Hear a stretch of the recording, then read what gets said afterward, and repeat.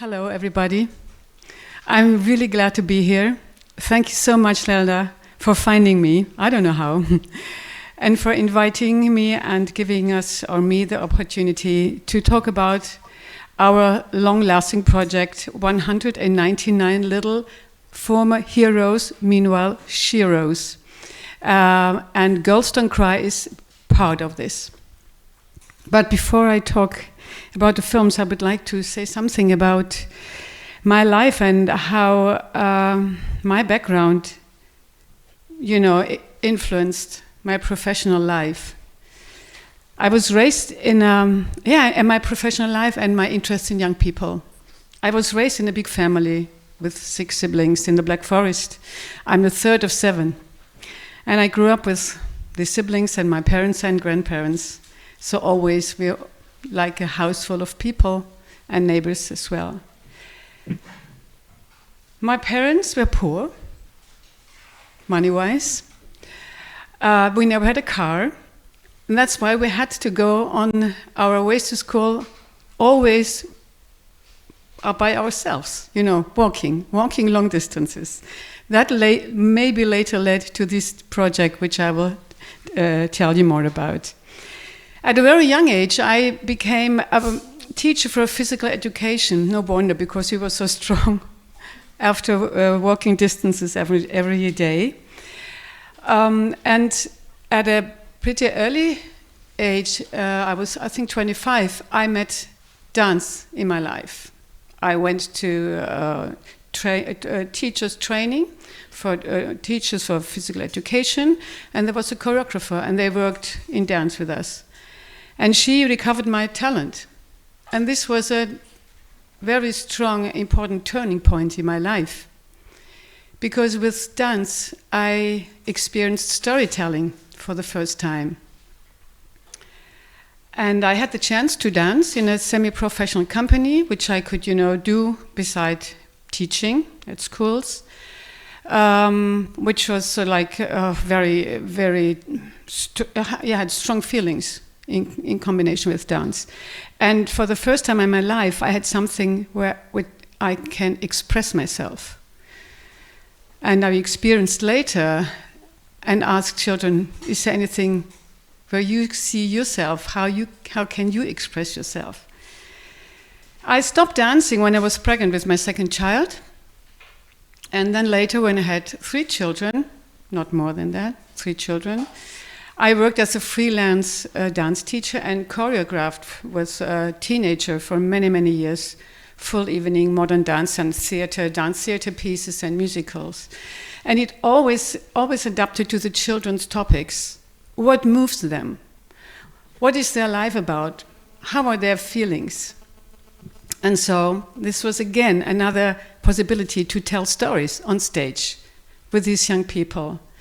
And also this time was incredible, creative and fulfilling, as you can imagine.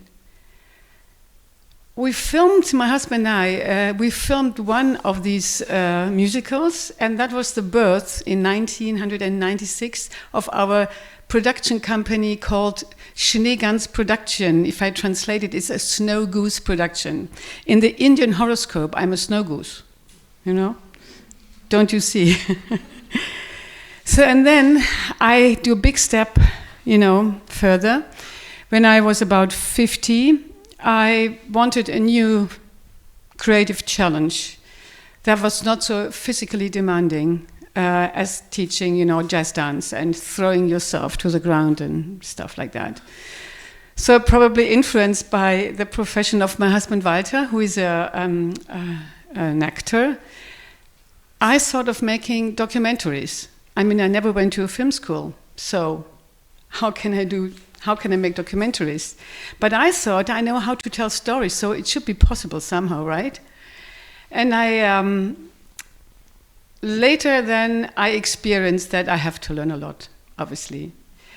And the boyfriend of a student of mine, he just finished film school, and he was my first partner in film, as a co-director and as a cameraman. And I watched my colleagues, DOPs, editors, I watched each move they made. And so I learned how to make films and what is needed to to, in the end, have a scene that's, you know, how to edit it. How do you film this? So you know all about it, right? My first documentary took place on, I hope I can pronounce it right, it was called You're Gonna Fly, and it took place former Ukraine, now Russia, at the Crimean Peninsula. It was a very crazy story about a young man as an artist on stilts, right? And his very, very exciting life. Many years later, so that was the beginning, and I didn't know nothing. I had a film, and then so what do I do with this film? It was almost sold to Arte. You may know what Arte is. It's in Germany. It's one TV channel. They show like really high quality films, and it was almost sold. But before we signed the contract, the slot was changed. And then we received an email, sorry, but your film doesn't fit anymore. And so that was one chance that we missed. It was very frustrating, obviously, but we continued. About 15 years ago, Walter had the idea. He said, what do you think about filming children on their ways to school all around the world? And I thought, that's a good idea, because I experienced a long way to school and I knew what it means. It's not just walking, but it's experience a lot. And so I was fascinated. I immediately sensed and anticipated the great potential of this project. The idea, you know, to give children a voice even more fascinating to me than rather than filming their ways to school or filming their life, but finding out what are your dreams and fears, what do you want for your future, what do you think about your own country and your society. So I mean, ahead of me I had like 15 years of incredible, interesting adventures. But why 199? We wanted to, our idea was to portray one child in each country of the world. We will never make it, I can tell you. Maybe you will continue. But we didn't find a list of countries that was like similar to the other. So the FIFA, they had like 211 territories and countries, but the UN, they have only 193. So we thought 199 is a good number, okay? And although, like Palestine, for example, is not recognized by the UN, I portrayed a girl there, which turned out to become one of the most important stories for me personally. I will never forget Miral, and I think of her every day, actually. So, but then you have a great idea, you're excited, you're enthusiastic, but how can you make such an idea come true? I was a nobody as a filmmaker. Okay, my husband was more known as an actor, but you know, in the broadcaster, you know, there's here are the fiction filmmakers and here are the documentary filmmakers, so they actually don't have something in common, different places. But we found an experienced partner, Gerhard Schmidt, from Köln. I think he produced over 1,000 films in his life. He was in his 70s those days. And he was fascinated by the idea as well. And so we produced 3 pilot films, one in the Black Forest, where I'm from, and one in a township in South Africa, and one in Laos.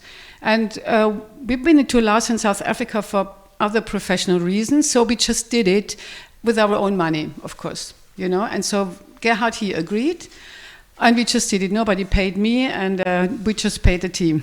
We had to. And we always did so. So after completing these 3 pilot films, which I thought they were really great, of course, and Gerhard before had already talked to the ZDF, the second German TV in Germany, and they had some interest in this project.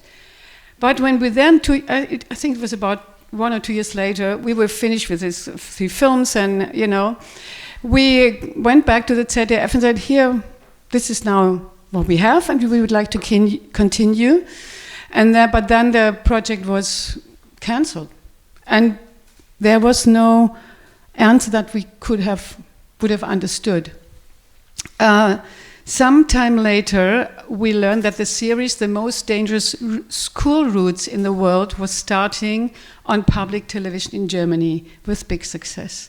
So maybe they were inspired by our idea, we don't know, but it was like the same timing. But they, of course, had the money, they had the teams, they had the connection that is needed. And that was a moment of big frustration, I have to say. But on the other hand side, we just thought, no, we continue, and now we do it different. We could see that these films, which are really good, very well made, are a lot about adventure and, excitement. And our focus was more on, child, who are you? What do you want to tell me? I'm interested in you. And we always did long interviews with kids, which you may know is sometimes the biggest challenge, especially with children who have lower education, who are not used to express themselves with words. But that's what I was really interested in. So my fellow directors and I conducted extensive interviews, seated interviews too. So the children were confronted with camera in front of their nose and the boom, which was sometimes very hard for them. But in the first place, I always try to gain trust to my young protagonists. Otherwise, maybe they wouldn't have told me anything. So who are you, right? And so somehow we always made it. And their stories formed the commentary of the films. However, the interviews proved to be the greatest challenge, especially with kids with low education, as I said. We believe that this is the right way how to do it. One thing I would like to mention is I became more aware than ever of how many children have little linguistic education and what it means to have the power of language at your disposal, right? Too many kids are unemployed, not unemployed, but uneducated, and so I could experience that it's very hard for them to use their words on time and in the situation. So with plenty of time and patience to build trust, with empathy and without putting pressure on the children to meet our expectations, the concept worked really well, and we tried nothing to impose or to force upon our protagonists. They were allowed to speak in their language, of course, in their dialect too. And they weren't corrected by us and certainly not judged by us. And I guess that was really helpful to follow that path. So, and as a result, in the end, we could experience that our young viewers and adults alike perceived the films as authentic. They said, hey, these kids, they tell me something, and I can feel it's like something like the truth, and it's not fake news. Even though some of the younger of my audience, they sometimes ask me, is this real? Right? They never had seen documentaries, and they couldn't believe that these stories are real. In 2015, so that's 10 years ago now, 23 short films were completed. We had teams, we had all over the world, and we made also co-productions. And then the idea of editing a long film by using some of the best stories of our 23 short films grew in my head. Although my colleagues warned me, they said, this won't work, because I wanted to use as many protagonists as possible. This won't work, you cannot edit it, you will fail. But that's exactly what we wanted, the production too, to make a film about diversity with 16 protagonists, okay, within 86 minutes, I think. And in the end, I think it was the best we could do. And success was on the horizon. In 2016, the long documentary was edited. We called it Not Without Us. Yeah, many kids asked us, why do you call it Not Without Us? And say, yeah, think about it. It's about not without you, your future. And it won the Best Documentary Award at the prestigious German Children's and Youth Film Festival, Golden Sparrow. And it marked the beginning of a highly successful festival season, which we really did not expect it. How could we? We didn't have the experience, though. And in the end, the film won about, I think, 8 festival awards in various countries. And one was, to me, very important. It was a jury prize in a country which I thought, first of all, they would never show the film, and second, we would never receive an award. It was in Iran, in Tehran, at the Rusht International Film Festival. So we were lucky, and then we found a distributor to cinema in Germany, a world sales company. We were lucky because sometimes you don't find distributor, you don't find these companies, but so we were lucky. In 2017, Not Without Us was the most successful publicly funded documentary in theaters with around 60,000 visitors. I know this is not a big number compared to fiction film, have like maybe millions, I don't know. But as a film for children and youth, as it was described as well, it was a success. And over the years, one very important step was, in Germany we have this School Cinema Week program. It's a very important step. It was a very important step for our film that the film became part of the program of the school cinema weeks. And in Germany, each federal state holds its own school cinema week. And so, many kids went to the cinema to see the film, which made it in the end to the 60,000 too. And then there was teaching materials available, which also I think then for Girls Don't Cry, which I talk about later, will be very important to have. So, what else can I say before I show you one of these short films? Yeah, I would like to say that after Not Without Us, I received many emails from teachers, from parents, from grandparents, as well as from students. They wrote me letters. They showed me their artworks they made after they have watched the film. And I will show you now a clip that shows some of the students' work, including some excerpts of letters that I have received. So maybe it says more than I will tell you whatever they told me. You will see this. So, I missed something. Excuse me. Please, now we start with a film. One of our 37 short films. It's called Ignas from Lithuania. And I was thinking about which film would be for you interesting, because we have many interesting films, short films. But Lithuania is so close to you. So please watch with me Ignas from Lithuania. It's a film from my colleague Lina Luzite.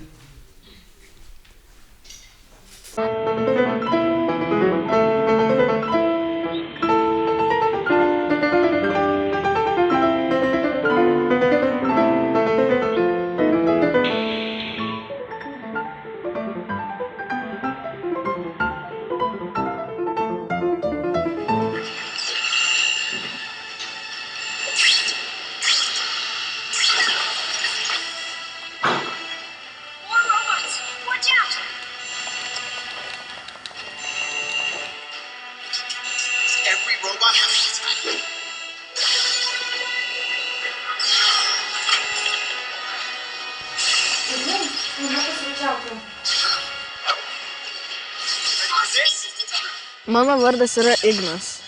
Man yra 12 metų ir aš gyvenu Lietuvoje, Vilniuje.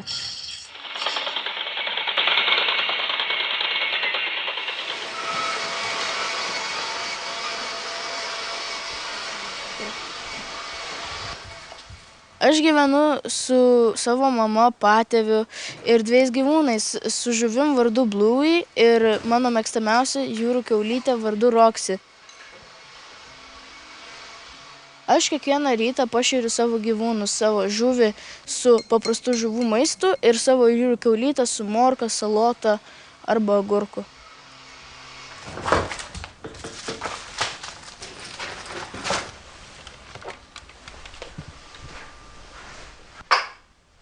Aš noriu sukurti ateityje robotą, kuris gali kalbėti su žmonėmis ir jiems padėti gyvenime. Pavyzdžiui, sutvarkyti jų kambarį, pakalbėti su jais ir tiesiog nuraminti patį žmogų.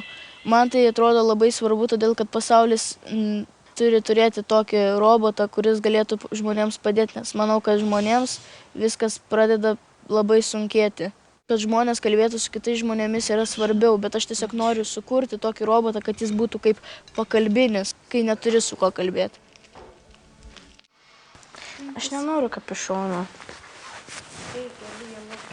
Bet nestipriai. Nereikia to kapišono. Mama. Reikia. Nereikia. Gerai, ate. Sėkmės. Iki. Ačiū.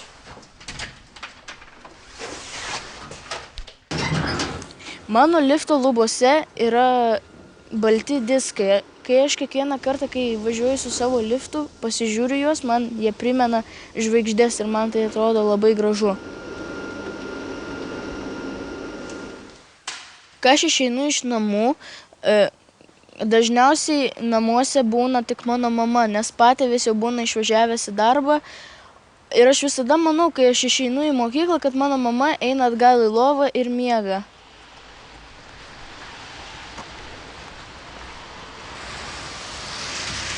Mano kelionė į mokyklą užtrunka nuo 15 iki 20 minučių.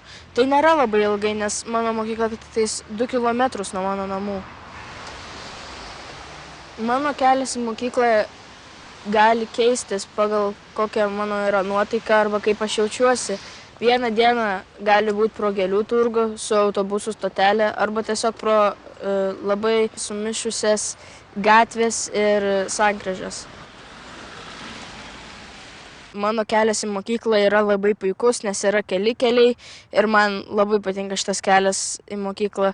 Aš rašyčiau 10 iš 10.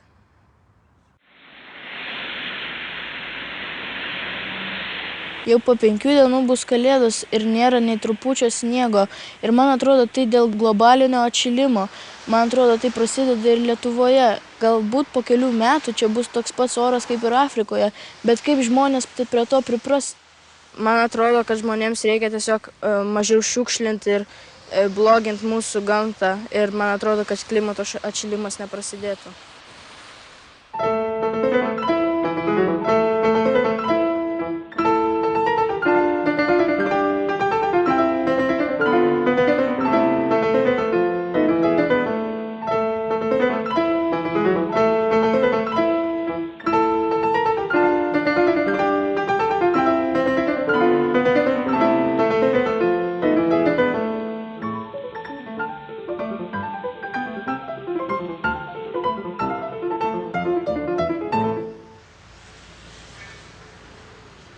Geriausias dalykas, ką mokykla gali duoti vaikam, kad jie užaugtų teisingi ir geri, yra geras išsilavinimas ir gera etika. Jeigu vaikas neturi tos geros šeimos, pavyzdžiui, šeima, kuriems nerūpi visiškai, kurie tam vaikui nepadeda, tai aš manau, kad tiesiog vaikas pradeda tapti liūdnas ir jis pradeda kenkti kitiems žmonėms, nes jam kenkia.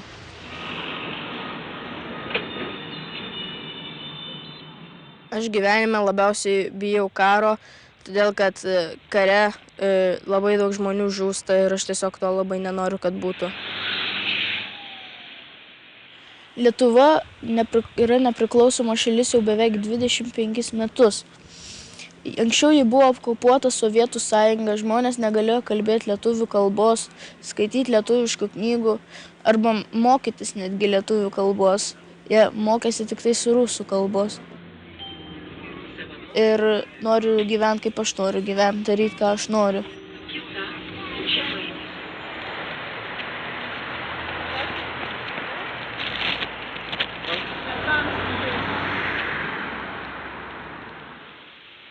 Patys svarbiausi dalykai pasaulyje yra pasitikėjimas, draugystė ir laimingumas. Ir man draugystė, man atrodo, tai reiškia, kad tiesiog žmogus kitam žmogui padeda ir būna ten už tą žmogų. Ir man atrodo, tai ir yra draugystė. Aš į mokyklą dažniausiai einu vienas, Kartais susitinku draugų pakeliui, pavyzdžiui, Aitvydą arba kažką kitą.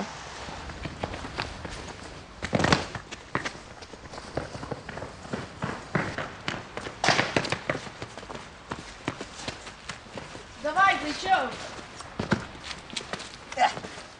Atsimenu, kai aš pradėjau vaikščioti į mokyklą, pirmose ir antrose klasėse aš turėjau tokius 2 klasiokus, Povilą ir Danielių. Jie vis iš manęs šaipydavosi, mane mušdavo, vadino mane storu ir taip toliau.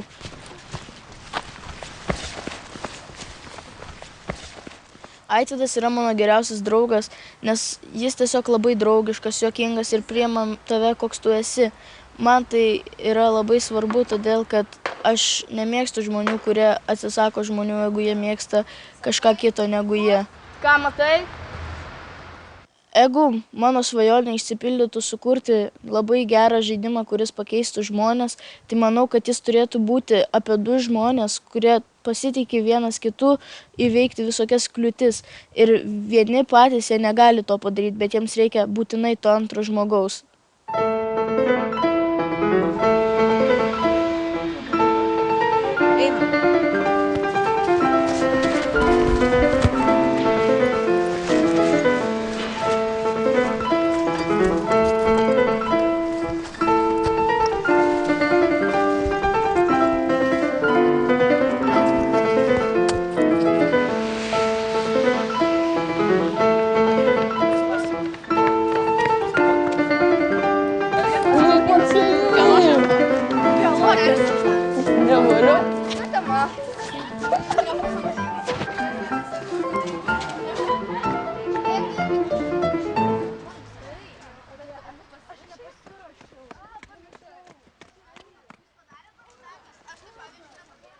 So after this first series and after Not Without Us was a successful film and went to many, many festivals, we produced a second season with another 14 films, and we also, offered them to festivals around the world, and they received some awards and special mentions as well.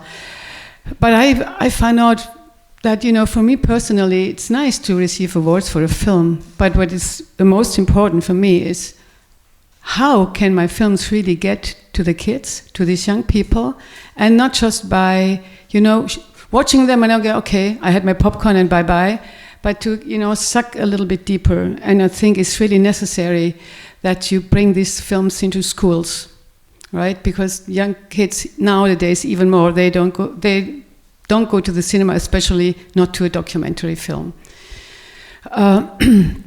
So it's on the education part to take care of this. Maybe you will talk more about it, my American colleagues, about your work.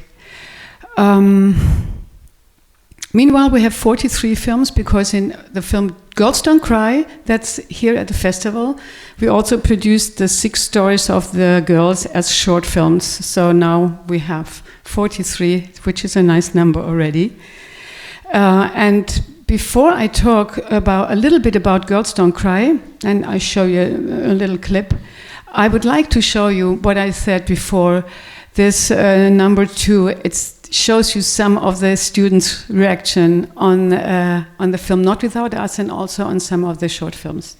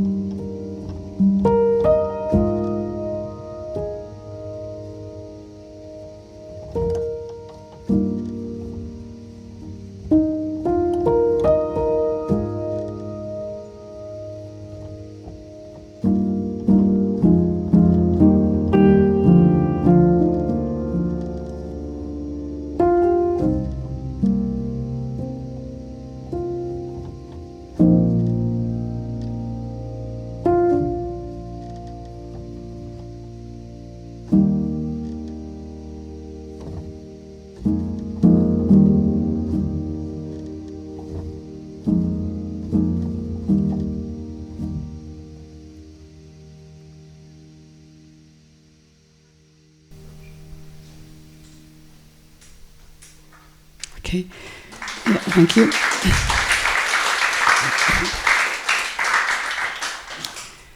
So maybe you can understand that when you receive such letters, it's something very special. And this was only possible because teachers, after they went to cinema, they used it in school class, and they made projects with the film. And so the kids wanted to talk to me and write to me, and then I visited the school several times, some of the schools several times as well.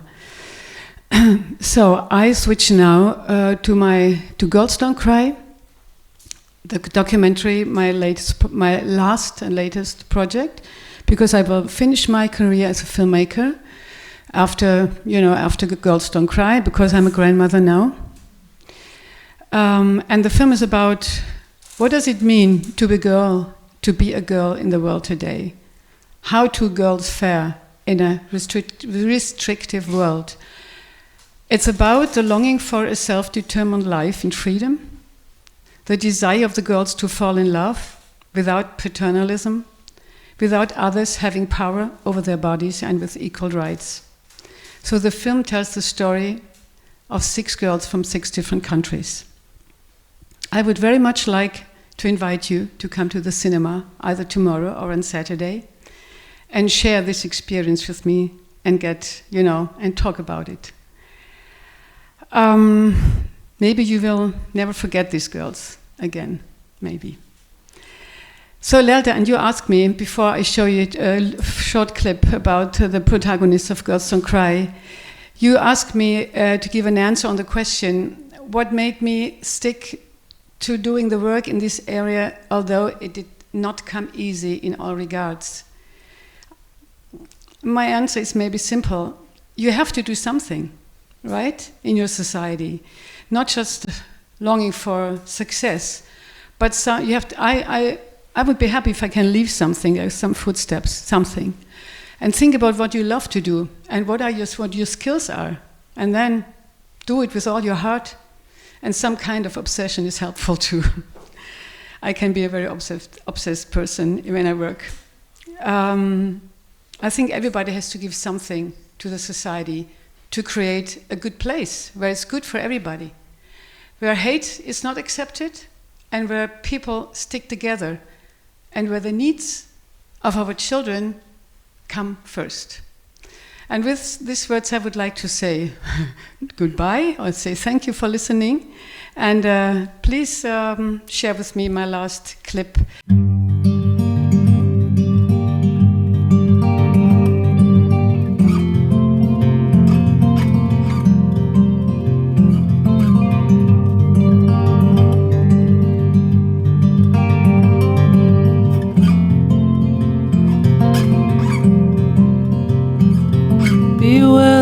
whispered to herself, made sure that no one heard, just her. Be well, lover of song, be well, mother of none. Be well, be well.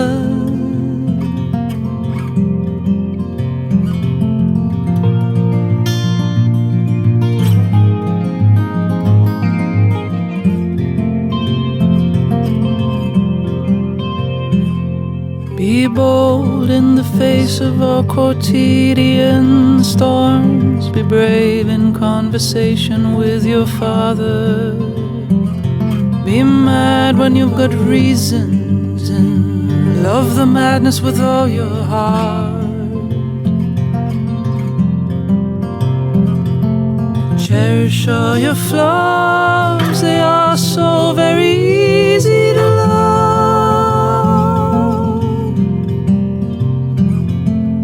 Trust your longing sounds, they tell you when you're homeward bound. Make sure to be clad in the colors of your mother tongue. They stubbornly suit you well. Sing the songs that accompany your memories, the ones that make your heart swell. Sing them 'cause you know they have a way to ease your woes.